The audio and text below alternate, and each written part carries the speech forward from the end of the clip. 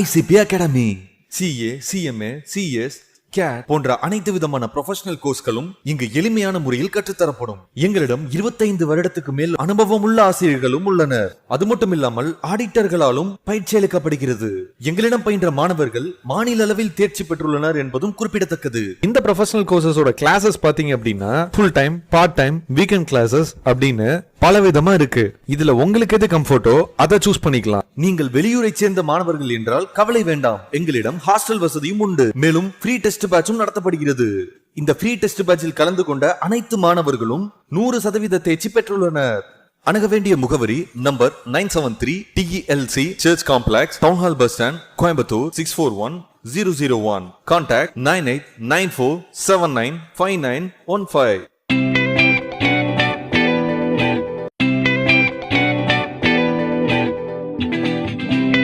நம்ம இப்போ பிஸ்னஸ் லாஸில் unit 7 contract of indemnity and கேரண்டிங்கிற லெசன் பார்க்குறோம். இதனுடைய லேர்னிங் அவுட்கம்ஸ் என்னவாக இருக்கும் அப்படின்னா, special type of contracts, that is indemnity contract, guarantee contract, இது ரெண்டும் என்னன்னு பார்க்குறோம். அதோட ஆப்ளிகேஷன்ஸோட நேச்சர், அந்த பார்ட்டிஸ், கான்ட்ராக்ட் பார்ட்டிஸுடைய ரைட்ஸ், இதை ஃபஸ்ட்டு யூனிட்டில் பார்க்குறோம். Next, distinction between contract of இண்டெமினிட்டிக்கும் கான்ட்ராக்ட் ஆஃப் கேரண்டிக்கும் நடுவில் இருக்கிற டிஸ்டிங்ஷன் பார்க்குறோம். Third one, mode of discharge of contract of guarantee under various circumstances. So யூனிட்டோட ஓவரால் வியூவில் பார்க்கும்போது contract of indemnity and guarantee 2 types.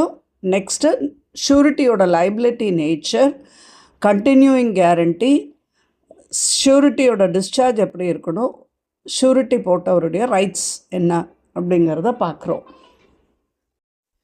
Contract of indemnity and guarantee அப்படிங்கிறது contract act 1872ல் sections 124 to 147 deal பண்ணுற specific type of கான்ட்ராக்ட்னு பார்க்குறோம்.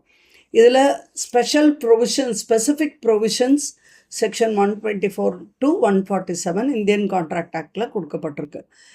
எல்லா கான்ட்ராக்டுக்கும் இருக்கிற ஜென்ரல் பிரின்சிபல்ஸ் இதுக்கும் அப்ளிகபிளாக இருந்தாலும் கூட காம்பன்சேஷன் அப்படிங்கிறது அதனுடைய மோட்ஸ் சில ஆஸ்பெக்ட்ஸில் இங்கே டிஃபர் ஆகுது. இந்த யூனிட்டில் நம்ம அதை இன் டீட்டெயில் பார்க்க போகிறோம். First one, contract of indemnity. Indemnity அப்படின்னு சொல்லும்போது செக்யூரிட்டி அகெயின்ஸ்ட் லாஸ் அப்படிங்கிறது மீனிங், அல்லது அந்த loss good to make good the லாஸை ஈடு செய்யறது அப்படிங்கிற மீனிங்கில் பார்க்குறோம். So it is to compensate the party who has suffered some loss. எந்த கான்ட்ராக்டில் எந்த பார்ட்டிக்கு நஷ்டம் ஏற்பட்டிருக்கோ அந்த நஷ்டத்தை காம்பன்சேட் பண்ணுறது, ஈடு செய்கிறது அப்படிங்கிற மீனிங்கில் தான் அந்த இண்டெமினிட்டி அப்படிங்கிற வேர்டு வருது. இப்போ கான்ட்ராக்ட் ஆஃப் இண்டெமினிட்டி அப்படிங்கிறது செக்ஷன் 124 டிஃபைன் ஆகிருக்கு. அதில் என்ன டெஃபினேஷன் கொடுக்குறாங்கன்னா, it is a contract by which one party promises to save the other from loss caused to him by the conduct of the promisor himself or by the conduct of any other party. அப்போது promisor அந்த எந்த பார்ட்டியை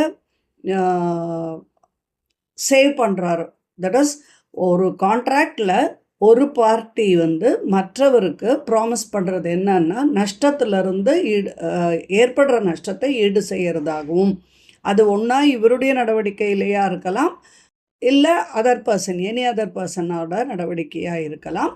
அதில் ஒரு party மற்றொருவருக்கு ஏற்படும் நஷ்டத்தை இழப்பீடு சரி செய்கிறத, அதுக்கான நஷ்ட ஈடு கொடுக்கறதாக ப்ராமிஸ் செய்கிறது தான் கான்ட்ராக்ட் ஆஃப் இண்டெமினிட்டின்னு பார்க்குறோம். ஸோ இங்கே டெக்ஸ்டுவல் எக்ஸாம்பிள் 1ல் மிஸ்டர் எக்ஸ் கவர்மெண்ட்டோட ஒரு கான்ட்ராக்ட் பண்ணுறாரு இந்தியன் கவர்மெண்ட்டுக்கு. தட் இஸ் அவருடைய ஸ்டடீஸ் முடித்த பின்னால் யூனிவர்சிட்டி ஆஃப் கேம்பிரிட்ஜில் படிக்கிறாரு. அது கவர்மெண்ட் ஸ்பான்சர் ஃபண்ட் பண்ணுற ஒரு ஸ்டடி. அது படித்து முடித்தப்புறம் கவர்மெண்ட்டுக்கு 5 years சர்வ் பண்ணுறதாக ஒரு கான்ட்ராக்டை சைன் பண்ணுறாரு. பட் எக்ஸ் இந்தியாவுக்கு ரிட்டர்ன் ஆகிட்டு அது சர்வீஸ் பண்ணலன்னா அந்த கவர்மெண்ட்டுக்கு அவர் தான் படித்ததற்கு அவங்க என்ன செலவு செஞ்சாங்களோ அதை ரீஃபண்ட் பண்ணணும், ரீஎம்பர்ஸ் பண்ணணும். இதுதான் கான்ட்ராக்ட் ஆஃப் இண்டெமினிட்டி. இதில் பார்ட்டி ஹூ ப்ராமிசஸ் டு இண்டெமினிஃபை, அதாவது எந்த பார்ட்டி மற்றொருவருக்கு நஷ்டத்தை ஈடு செய்கிறதாக உறுதியளிக்கிறாரோ, எந்த பார்ட்டி வந்து அதர் பார்ட்டியோட லாஸை சரி செய்கிறேன்னு ப்ராமிஸ் பண்ணுறாரோ அவருக்கு பேர் இண்டெமினிஃபையர் அப்படின்னு பேர். எந்த பார்ட்டியுடைய நஷ்டம் ஈடு செய்யப்படுதோ அவர் இண்டெமினிஃபைடு ஆர் இண்டெமினிட்டி ஹோல்டர் அப்படின்னு அழைக்கப்படுறார். இப்போ எக்ஸாம்பிள் 2 டெக்ஸ்ட் புக்கில் என்ன சொல்லுதுன்னா, ஏங்கிறவர் பிக்கு இண்டெமினிஃபை பண்ணுறதுக்காக ஒரு கான்ட்ராக்ட் ஏற்படுத்தலாம். எதுக்காக? Against the consequences of any proceedings which C may take against B in respect of a sum of rupees 5,000 advanced by C to B. சிங்கிறவர் பிக்கு ரூபாய் 5,000 கொடுத்துருக்காரு. அப்படி கொடுத்த ஒரு பணத்துக்காக ஏதாவது பிரச்சனை பண்ணி கான்சிக்வன்சஸ் ஏற்படுத்தினாருன்னா, சட்டப்படியாக பிரச்சனை பண்ணி அதனால் பிக்கு நஷ்டம் ஏற்பட்டால் அதை வந்து ஈடு செய்வதாக ஏ வந்து ஒரு கான்ட்ராக்ட் சைன் பண்ணார். இன் consequences when B, who is called upon to pay the sum of money to C, fails to do so, C would be able to recover the amount from A as provided in section 124. அதாவது இதனுடைய கான்சிக்வன்ஸாக, இதனுடைய தொடர்ச்சியாக B வந்து சிக்கு பணம் கொடுக்கணும் அப்படின்னு C கேட்கும்போது, சிக்கு பணம் தரல பி அப்படின்னா சி என்ன பண்ண முடியும்? ஏ இடத்திலிருந்து அந்த பணத்தை வசூல் செய்து கொள்ள முடியும். ஏ பிக்கு கொடுத்த பணத்தை சியால் ரெக்கவர் பண்ண முடியலன்னா அந்த நஷ்டத்தை ஏ கொடுக்கறதாக கொண்டபடியால் ஏ வந்து அதை சிக்கு கொடுக்க வேண்டியது ஆகிறது. இது section 124. Next example 3 of the textbook. X may agree to indemnify Y for any loss or damage that may occur if a tree on Y's neighboring property blows over. If the tree then blows over and damages Y's fence, X will be liable for the cost of fixing the fence. Xம் Yயும் பக்கத்தில் இருக்கக்கூடிய neighbours. அதில் எக்ஸனுடைய ஒரு மரம் ஒய்யனுடைய Y நெய்பராக இருக்கிறதுனால, பக்கத்து வீட்டவராக இருக்கிறதுனால, அதனுடைய tree ஏதாவது இவருடைய வேலிக்கு நஷ்டங்களை ஏற்படுத்த அது மேலே விழுந்து இவருடைய ஃபென்ஸுக்கு நஷ்டம் ஏற்பட்டால் எக்ஸ் வந்து அந்த நஷ்டத்துக்கான பணத்தை, அந்த ஃபென்ஸ் கட்டுறதுக்கான பணத்தை ஈடு செய்வதாக ஒத்துக்கொள்கிறார். இதுவும் வந்து கான்ட்ராக்ட் ஆஃப் இண்டெமினிட்டி. ஹவவர் இந்த 2 டெஃபினேஷன் ஆஃப் இண்டெமினிட்டியில் scope of contract of indemnity as much as it cover only the loss caused by. இதில் இந்த இடத்துல நம்ம என்ன பார்க்குறோன்னா, இந்த லாஸ் வந்து ப்ராமிசர் அவராகவே ஏற்படுத்தின லாஸ் ஆகவோ, அவர் நடவடிக்கையால் ஏற்படுத்தின லாஸ் ஆகவோ, அல்லது எனி அதர் பர்சன், வேற ஒரு பர்சன் அவருக்கு ஏற்படுத்துகிற நஷ்டத்தை. இப்போ முதல் எக்ஸாம்பிள் என்ன பார்த்தோம்? ஏ வந்து பி சியுடைய பணத்தை திருப்பி கொடுக்காட்டால் அதற்கு ஏக்கு என்ன, ஏ வந்து பிக்கு கொடுக்காத ஒரு பணத்துக்காக சிக்கு தான் கொடுக்கறதாக ஒத்துக்கிறாரு. அந்த மாதிரி conduct of any other person, இல்லை அந்த ப்ராமிஸ் யார் பண்ணுறாரோ அவருடைய கான்டாக்ட்னாலேயோ ஏற்படக்கூடிய நஷ்டத்தை ஈடு செய்யக்கூடியதாக பார்க்குறோம் நம்ம இந்த இடத்துல. ஸ்கோப் ஆஃப் இண்டெமினிட்டி அப்படிங்கிறது பார்க்குறோம். அதனால் loss occasioned by an accident not caused by any person or an act of God, natural event is not covered. அதே அந்த இடத்துல இது வந்து இந்த செக்ஷன் 124னால நம்ம புரிஞ்சுக்கிறது என்னன்னா, ஆக்சிடென்டலாக இப்போ இவர் வந்து தன்னுடைய மரத்தினால ஏற்படக்கூடிய ஏதாவது ஒரு நஷ்டம் பக்கத்து வீட்டு நெய்பருக்கு ஏற்பட்டால் அந்த நஷ்டத்தை ஈடு செய்கிறதாக ஒத்துக்கிறாரு. அப்போது தன்னுடைய மரம் அப்படிங்கிறது இவருடைய செயல்பாடுனால ஏதாவது அது பிரச்சனை ஆச்சுன்னா, ஆக்சிடென்ட்னாலேயோ இல்லை நேச்சுரலாக வந்து ஒரு இடி மின்னலாலேயோ அல்லது ஒரு இயற்கை சீற்றத்தாலேயோ ஒரு கடவுள் செயலாலேயோ அந்த மாதிரி வேற யாராவதுனாலேயோ ஏற்பட்டால் அதை வந்து அந்த லாஸை வந்து கவர் பண்ண வேண்டாம் அப்படிங்கிறதையும் நம்ம இங்கே தெரிஞ்சுக்கணும். இதை வந்து ஒரு கேஸில் விளக்குறாங்க. Gajanan Moreshwar versus Moreshwar Madan. Decision is taken on the basis of English law. இது வந்து இங்கிலீஷ் லாவுடைய அடிப்படையில் இந்த முடிவு ஏற்றுக்கொள்ளப்பட்டது. Indemnify means promise to save another harmless from the law. அதாவது இண்டெம்னிஃபை அப்படிங்கிறதனுடைய அர்த்தம் வந்து ஒரு ப்ராமிஸ் ஒரு செய்யப்படுது, உறுதி கொடுக்கப்படுது. எதுக்குன்னா மற்றொருவருக்கு அந்த நஷ்டத்தை ஈடு செய்யறது. Harmless from the loss. Harmless from the லாஸ்னால் அதனால் எந்த தொந்தரவும் எந்த ஒரு இதுவும் இடர்பாடும் இல்லாத வகையில் நஷ்ட ஈடு கொடுக்கப்படணும். அப்போ here it covers every loss whether due to negligence of promise or by natural calamity or by accident. இந்த இடத்துல இந்த ப்ராமிஸில் வந்து harmless from the loss, to save another harmless from the லாஸுங்கிற வேர்டை நம்ம இங்கே புரிஞ்சுக்கும் போது இந்த லாஸுங்கிறது எல்லா லாஸையும் எல்லா நஷ்டத்தையும் உள்ளடக்கக்கூடியதாக இருக்குது. அதாவது நெக்லிஜென்ஸ் ஆஃப் த ப்ராமிசியுடைய ஒரு நெக்லிஜென்ஸ்னாலேயோ அல்லது இயற்கையான சீற்றத்தினாலேயோ அல்லது ஒரு ஆக்சிடென்ட்னாலேயோ எதாலையா இருந்தாலும் அந்த லாஸை இவர் கவர் பண்ணுறதாக பார்க்குறோம் இந்த ஒரு இதில், இந்த ஒரு கேஸில். Mode of contract of indemnity அப்படிங்கும்போது இந்த இடத்துல மற்ற எந்த கான்ட்ராக்டை போலவும் இந்த இண்டெமினிட்டி கான்ட்ராக்ட் அப்படிங்கிறது எக்ஸ்ப்ரெஸ்ஸாகவும் இருக்கலாம் அல்லது இம்ப்ளாய்டாகவும் இருக்கலாம். எக்ஸ்ப்ரெஸ் அப்படிங்கிறது when a person expressly promises to compensate the other from loss. ஒருத்தர் அதை எழுத்தின் மூலமாகவோ வாய்வழி மூலமாகவோ சொற்களால் சொன்னால் அதுக்கு பேர் எக்ஸ்ப்ரெஸ் அப்படின்னு பார்க்குறோம், கான்ட்ராக்ட் ஆஃப் இண்டெமினிட்டின்னு பார்க்குறோம். அதே வந்து when it is inferred from the conduct of the parties or from the circumstances of the case. கேஸுடைய சூழ்நிலையினாலேயோ அல்லது அந்த ரெண்டு பார்ட்டிகளுடைய செயல்பாடு வழியாகவோ அது புரிந்து கொள்ளப்பட்டால் அங்கேயும் அது கான்ட்ராக்ட் ஆஃப் இண்டெமினிட்டி அப்படின்னு ஏற்றுக்கொள்ளப்படலாம். அது வந்து இம்ப்ளைடுன்னு பார்க்குறோம். அப்போ ஒரு கான்ட்ராக்ட் ஆஃப் இண்டெமினிட்டி அப்படிங்கிறது மற்ற கான்ட்ராக்ட் போல் அதனுடைய வேலிடிட்டிக்கு எல்லா எசென்ஷியலும் இதுவும் பூர்த்தி செய்யப்பட வேண்டும்.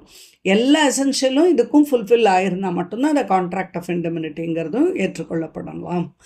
எக்ஸாம்பிள் 4 டெக்ஸ்ட் புக்கில் வந்து A asks B to beat C promising to indemnify him against the consequences. The promise of A cannot be enforced. A asks B to beat C, promising to indemnify him against the consequences.